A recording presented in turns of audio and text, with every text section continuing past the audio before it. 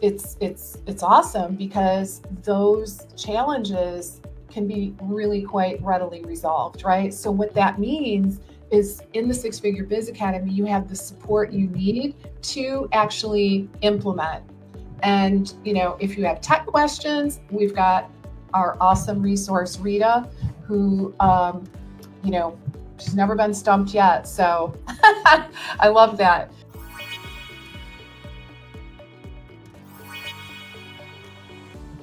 So awesome. So let's talk just a little bit about, let's try to talk about the, like what more specifically you were able to accomplish in the Six Figure Biz Academy. So, Elisa, I know you started by saying that things were really chaotic, right? Yeah.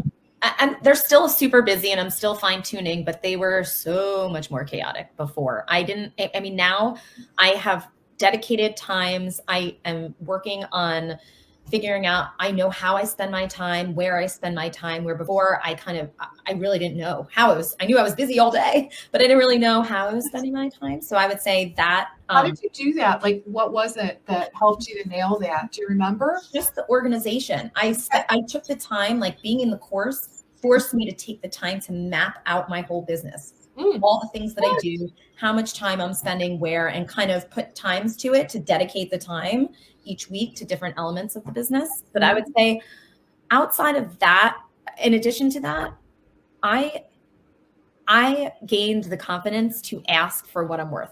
I would say that is like the biggest thing. Now, on the counseling side, I take insurance. So that's a whole other conversation, how to navigate, which I also learned tools and strategize. We did as a group one of the days, figure out how to maximize and be able to ask for what you're worth within an insurance model. But on the consulting side, and for anyone who's a dietitian and is listening, you all know that we are grossly underpaid in many ways because we don't ask for it. Like, it's part of the problem. Like, we're willing to accept less. So it's we don't create change there. And on the consulting side, from when I started till now, I literally ask for double as an hourly rate for all of my consulting projects. Now, some are grandfathered in, so I didn't raise them marginally, but for any new projects, I literally ask for double. And I have to say, knock on wood, any consulting customer has agreed to the double. They've agreed. When I told them the hourly rate, they agreed, no problem. It was not a deterrent. The cost was not a deterrent to not work with me. So, but I did not have the confidence. I was afraid. I was afraid that I wouldn't get the job or I wouldn't get the gig. And I really wanted to build my business. And I just said, at some point you got to say, well, it's not worth my time. Right. And I gained the confidence to do that. So that was huge. Maybe the courage that first time. Cause I remember that first time. Yes. That huge win. And I was like, yay. To actually do it, to not go back and say, you're super low price. Right. So, there's a couple of ways I think I learned, which we learned through the academy, a couple of ways that you can grow your business, right? You can create more volume and hire other people to work for, to work for you and with you and create volume, or you can increase your rates. We can't work. We don't have an unlimited amount of time to work. We can't work 24 hours a day, 7 days a week. It's chaotic. That's chaos. So really recognizing that in order to do good quality work, I needed to increase my rates in order to do good quality work. And if there was someone that couldn't afford or didn't want, and this is again on the consulting side, then I was willing to let it go. Being willing to let it go if they don't agree. Yeah. But I think I gained the confidence just from the group, just from all the strategies, all the classes. I gained that confidence. So good. And from the other people in the course. Right. Because we're all in the same boat. Super, super supportive. Yes. Okay. That's incredible. So, one of the big takeaways is you doubled your asking price for the consulting work. Yep. I doubled. Just one day, boom, double. Yep. I just went for it. I said, I'm going to go for it and let's see what happens. And they were like, okay, no problem. Literally was the answer. I said, okay. That was so It was awesome. that easy? For 2 years, I had been stressing out about this. I'm like, that was so easy. Yeah, I love it. That is. But if it wasn't for this course, I would not have gained the courage to do that. Yeah, so good. And it sounds like the pods were also helpful. Yes, I still meet with my pod. Okay, tell us a little bit more about, because there's probably people listening that don't know what a pod is. Right. So Leslie broke us up in addition to the course, which, by the way, if you're debating on whether or not a group class is for you, it is so much more than a group class. Like, you really get a lot of one-on-one attention. And Leslie and Rita, when it's like those tech talks, really focus on every single person individually. So although it's collective as a group, you get a ton of one-on-one attention within those groups. So Leslie broke us up into pods, and pods meaning like small teams. And we were to meet regularly, our small teams, to hold each other accountable. It's really part of the accountability. And accountability is so important. So I continue to meet with my pod, and occasionally our pod group will use a time, and we just kind of like vent out stuff, which is also helpful because we get feedback from each other with struggles that we have. Other times it's more focused, and we have goals, and we have to report back to each other on our goals, even if they're so small. And it could be as minimal as, next week I'm catching up on all my billing. Right. So it could be mini goals. It doesn't have to be a monumental goal, but small changes create the big change. And the pod group really helps for the accountability. Oh my God. People love the pods. Yes. Absolutely love it. I need that personally for me. I really needed that. Life is busy. I have 2 small children. And I run my business, and I need the accountability because I know, oh gosh, I didn't do what I said I was going to do, and we're meeting tomorrow night, so I need to carve out the time today to do what I said I was going to do. I know. It makes you like make you do it.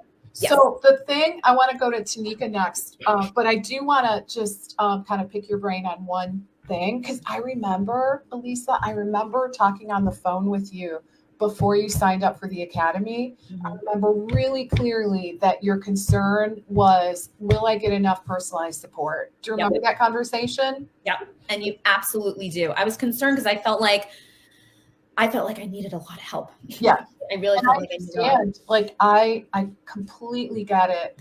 So you did feel like you got personalized support, even though it's in a group. Tons of personalized support. I mean, the Facebook group alone, you post a question and Leslie or Rita, they respond. Like, so there's time, you can ask your questions anytime, in addition to all the other colleagues there responding, but you absolutely get tons of attention. There's coaching calls where you can submit your questions in advance. You can ask them there, and you get tons of individualized attention. And Leslie does a really good job at kind of, even though it's somewhat planned, like the topics of the academy week by week are planned, she does a really good job at knowing who the people in the group are and what it is that they need, and tailoring the conversations and the questions and the work towards who's in that group. In our group, I think we happen to have a lot of dietitians, right? I think in our group, we happen to have a lot of dietitians. So there was synergy there.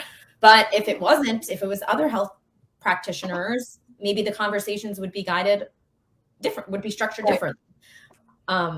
Tons of individual. I never once felt like I didn't get my question answered. And if I didn't get it answered on a coaching call, I sent an email and got it answered. Yep. There was never a time where I felt like we didn't get the attention. I'm so glad. I'm so happy about that. That's great. Okay. So, Tanika, tell us a little bit, because I know you're at work and you want to grab lunch. So we probably need to chat with you for just another minute or two, and then let you go grab some lunch and get back to your work, right? So, yeah. So, if you were to really try to quantify, to the degree possible, what would you say your big takeaways were, or what were, kind of the best parts of the academy? Oh man. First of all, well worth it. I will say this, I didn't say in the beginning. So I actually have done direct sales before. And if anybody has ever done direct sales, you're always paying for conferences and right? But it was like, I can do the same thing and actually use my degree that I went to school for, that I love. Like, talking about food is my life. Like, I like to talk about food. And so I was like, it's the same, but this is something I enjoy. But I think for me, what really helped was one, how to just stop and think. This is your focus. And the other thing I really got out of it was just because you have a lot of different guest speakers as well on the call, and so that helped. When your accountant was on the call, it was phenomenal, because one of the things that she said that made so much sense that nobody thinks about, I think, was when you know how much money you want to make, you have to work backwards. And I was like, oh yeah, that makes sense. Because people always want to talk about, I want to make this much money, but nobody knows how to get there. Right. So I think starting, like, scaling back, and I literally, like, got off that call, because most of the calls that were during lunchtime for me at work, and so I would get on them, and I was on that call. Right. Some of the other calls I had to listen to the recordings, but I remember, I think I spent the rest of my day doing this worksheet, and I was like, I'm supposed to be working. That was really important to me, right? Because at some point you have a thought of, maybe I want to leave corporate America behind, but you don't know where to start. And so I think as business people, if you're not working in corporate America, then you may be okay. But like, I work in corporate America and I love what I do, but what if I want to leave corporate America in 10 years? How do I make that happen? And that was just phenomenal. She was like, start backwards and you do a third here. And so it was like, wow. And then, like I said, like Elisa said, rather, having the pods. I don't still talk to my pod, but we do keep in touch. And our niches were the same, which was awesome, because and we were all from different states. So that was really nice. So we could see, like, what works for you. Well, let me try that. Well, what works for you? Well, let me try that. And so that was really nice. And then just having accountability partners, because you couldn't just tell yourself you're going to do something, get on the call with Leslie, and then be like, okay, whatever, I'm done. It was like, no. Now you have people who are saying, okay, so what'd you do? And it's like, because you know what it is. So you had to really have some type of consistency, but Leslie makes it easy to be consistent. Because everything's broken up, it's small pieces. It's just do this worksheet. Some of the worksheets you can do together with her on the call. And then the worksheets are explained, so you just have a little bit of homework, but it's not this daunting business plan, but it's a business plan. When you really think about it, when it's all said and done, after the class is over, like, you just wrote your business plan. Right. Yeah. But it's a useful plan rather than like a 50-page thing that you're going to submit to a bank for a loan, right? Correct. It's like you're never going to like ever pull out again. So correct. Exactly. I love that. So Tanika, what would you say to someone that is thinking about joining the Academy?